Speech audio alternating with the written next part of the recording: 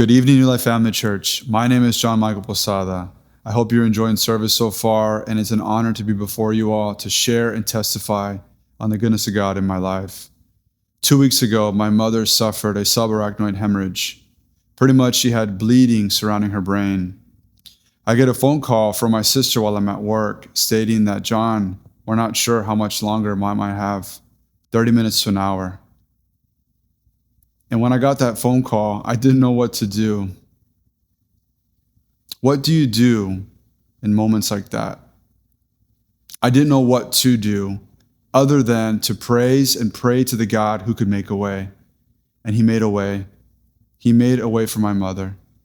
Since then, she was taken into the emergency room. Doctors stated facts that 1/3 of those who suffered what she suffered don't make it. A third that actually do arrive, they don't do well while they're there. And then 2/3 do somewhat well. They had their words and they had their ways of saying certain things, but we pray to the God who has the final say on all things. And again, my family came down, my brothers from San Antonio, and we prayed for our mother. I remember one night I was so tired and I slept in the recliner next to my mom's side. I woke up at 5:50 in the morning and I rushed to her side and I told her, Mom, I am sorry. I'm so tired. I'm sorry that I wasn't by your side. She said, No, mijo, it's okay. I know that you're tired. I've had a long day. And I remember that day, that morning, we were going to have an angiogram scheduled for my mother at 7 o'clock.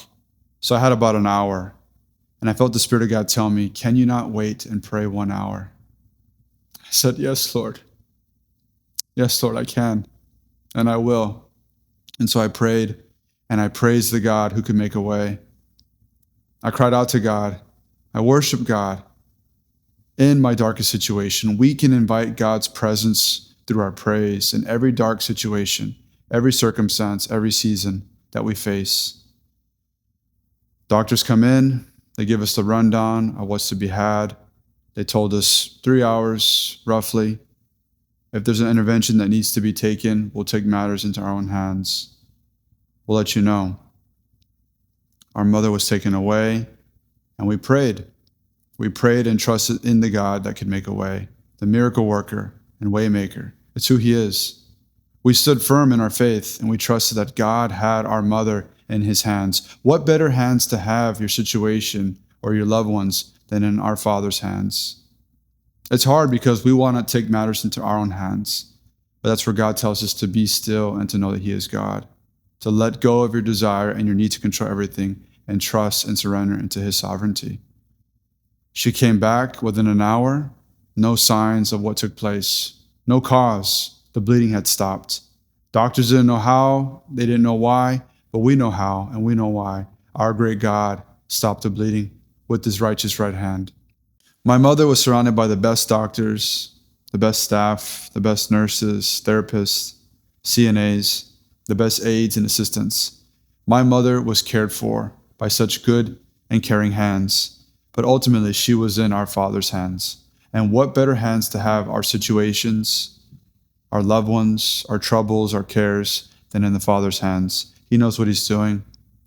It's hard because we want to take matters into our own hands. But rather we have to live with our hands open, to be still and know that He is God, to let go of your desire and your need to control everything and trust and surrender into God's sovereignty. He knows what He's doing. I have been praying to see God's signs, miracles, and wonders. Acts 2:22 reminds us that we can pray that dangerous prayer. We ought to be praying these dangerous prayers to increase our faith, but also to testify on the goodness of God in our lives. As hard as it was for me, I had to realize that God was answering my prayer.